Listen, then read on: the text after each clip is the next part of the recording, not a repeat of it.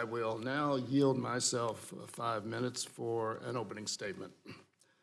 With each passing day, our nation's infrastructure becomes more inadequate for today's demands and increasingly more dangerous for American families.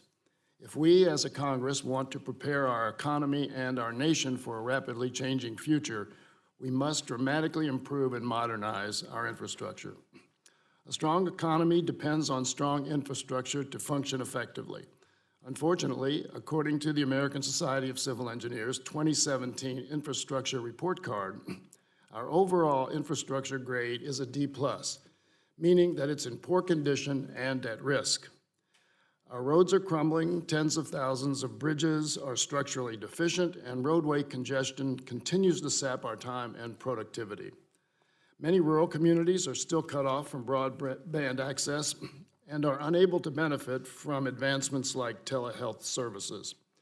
As severe weather becomes more frequent, cities and communities along our rivers and in coastal areas are put in danger by levees that might not withstand the next large storm.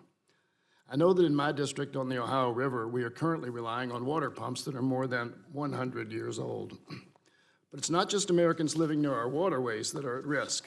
Our entire country is paying the price.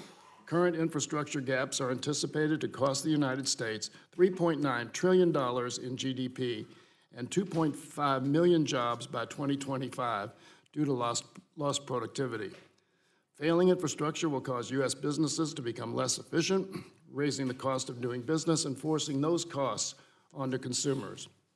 From 2016 to 2025, American households are expected to lose, on average, $3,400 in income every year due to infrastructure deficiencies. Despite all these costs, federal infrastructure spending has been on the decline and has failed to come anywhere close to meeting growing needs. If we want American businesses and workers to succeed, we need to start investing in bold structural changes that will strengthen our economy and prepare us for the future. Instead, we just squandered $1.9 trillion on the Republican tax law that overwhelmingly benefited the wealthy and did nothing to improve our nation's economy or prepare us for the future.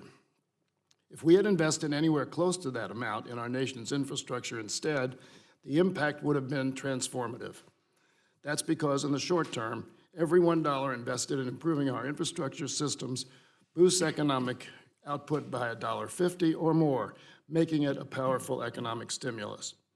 In the long term, investing in core infrastructure like transportation, transit, and utilities will boost economic productivity and increase economic growth by simplifying supply chains, lowering shipping costs, and reducing roadway congestion. This growth will not only strengthen our nation's fiscal outlook, it will also spur increases in employment and wages for years to come. Since more than 75% of infrastructure jobs are focused on operations rather than construction, many of these jobs will provide long-term stability for working families across the country. The economic case for investing in infrastructure is clear, but the public health aspect alone should compel us to act. As shocking as it still is, we have water systems that are poisoning our families.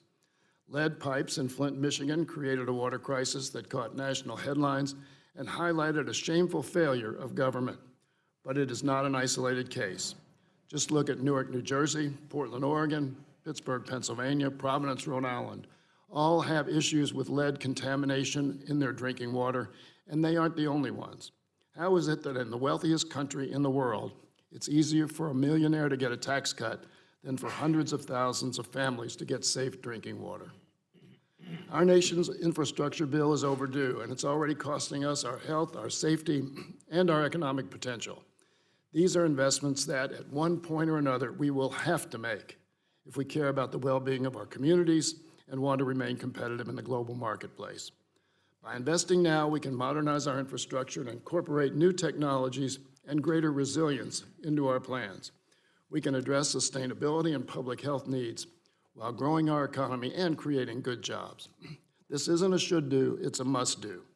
So I look forward to hearing from our witnesses on infrastructure's role in a strong economy and how federal investment can provide opportunities for both short and long-term economic growth while preparing our nation for the future. I now yield to the ranking member, Mr. Womack, for his opening statement. I thank the chairman, and thanks to the panel of witnesses that we have today.